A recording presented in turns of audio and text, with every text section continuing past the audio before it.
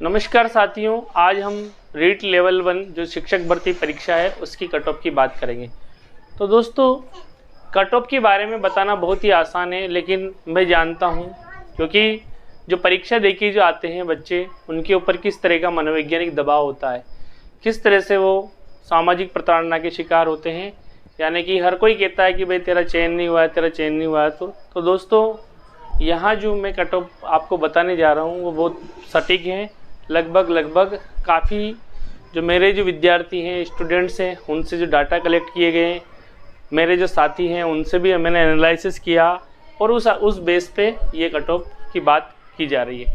तो दोस्तों, cut off, पहली बात तो कट ऑफ कम रहेगी लेवल 1 शिक्षक भर्ती की। क्यों रहेगी उसके कारण भी मैं आपके सामने स्पष्ट करूँगा।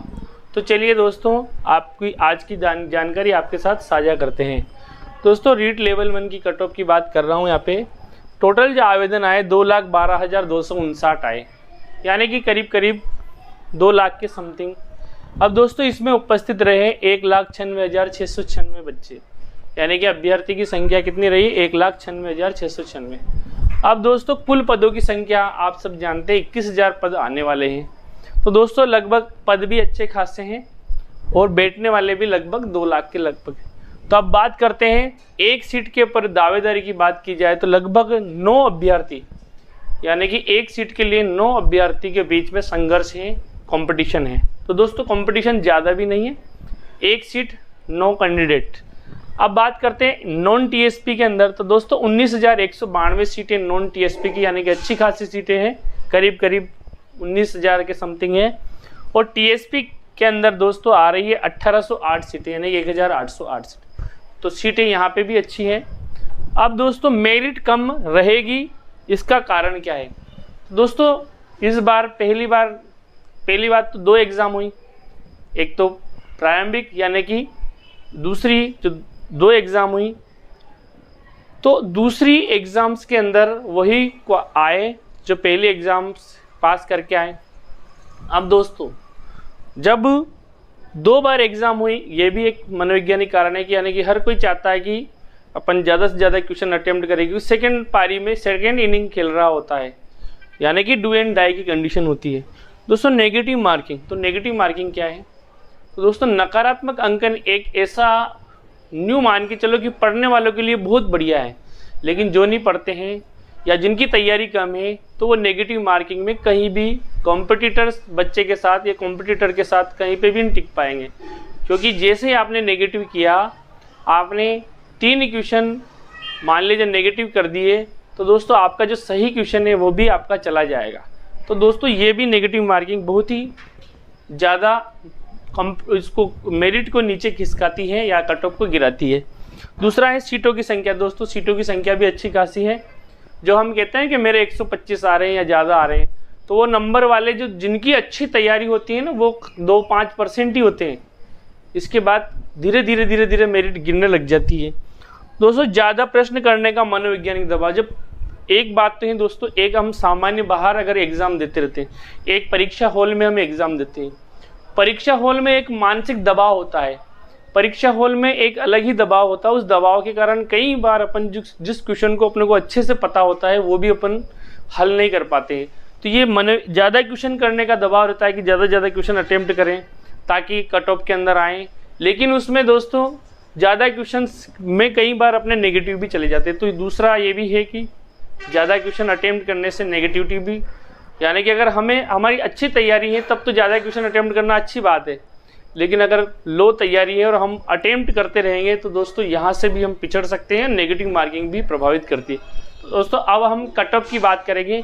अब आपके सामने कट ऑफ का पिटारा खुलने वाला है, देखिए दोस्तों। चलिए दोस्तों, आज की कट ऑफ की हम बात कर लेते हैं। तो दोस्तों, ये नॉन टीएसपी कैटेगरी की कट ऑफ है, यानी नॉन टीएसपी की जो पद है उससे संबंधित कट ऑफ है। दोस्तों, यहाँ कैटेगरी, इधर प्रश्न और इधर नंबर, आपके प्रत्येक प्रश्न 2 नंबर का है और इधर प्रतिशत है। तो दोस्तों देखिए, जनरल की जो कट ऑफ है, जिसके 92 से लेके 98 प्रश्न सही है और 184 से 196 नंबर आ रहे हैं, यानी कि 61 से लेके 64.5% बन रही है। तो दोस्तों, वो लगभग चयन की दौड़ में है। वो अपने आप को जनरल कैटेगरी की जो छात्र हैं या जो फीमेल्स कैंडिडेट है, वो अपने आप को मान ले कि वो दौड़ में है या उनका 100% संभावना बनती है।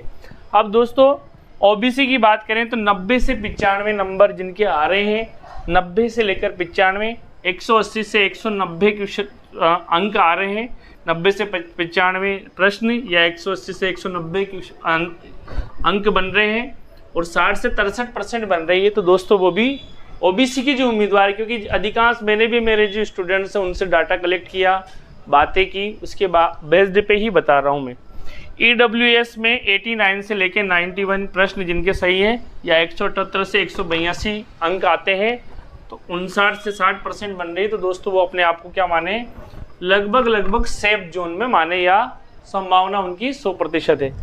अब दोस्तों एमबीसी की कट ऑफ 87 से 89 क्वेश्चन जिनके सही है या 174 से 178 नंबर आ रहे हैं और 58 से 59% बन रही है, वो लगभग न्यू मान के चलो कि बिल्कुल उनकी संभावना या चांस 100% बनता है।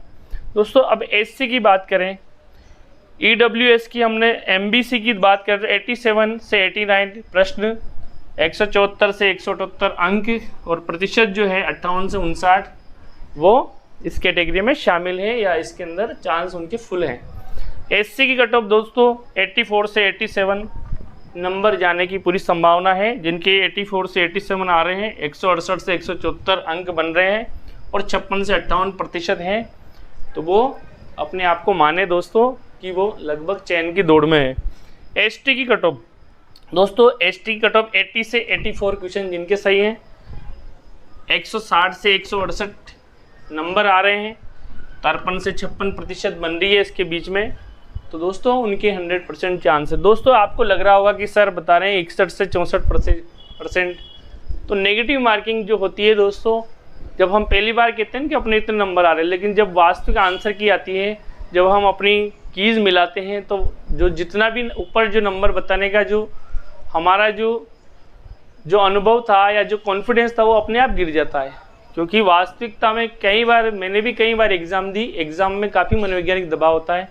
जब हम शुरू में कहते हैं कि मेरे 125 नंबर आ रहे 150 में से, जब आंसर की या जब अपन मिलाते हैं तो 125 से 115 पे आ जाते हैं, और जब रियल आंसर की आ जाती है तो 110 पे रह जाते हैं। तो फिर उसके बाद नेगेटिव मार्किंग भी है, तो नेगेटिव मार्किंग के भी काट पीट के ये सभी बेस सारे डाटा एनालिसिस करने के बाद ही ये कट ऑफ की बात की गई है। तो दोस्तों आई होप आपको कुछ जानकारी मिली होगी, आपको कट ऑफ समझने में मैंने प्रयास किया, समझाने में। अगर आपको कुछ जानकारी मिली हो तो वीडियो को लाइक कीजिए, कमेंट्स कीजिए, शेयर कीजिए, और जो भी इस कट ऑफ में शामिल हो रहे हैं उनको सबको अग्रिम बधाई, बहुत बहुत शुभकामनाएं।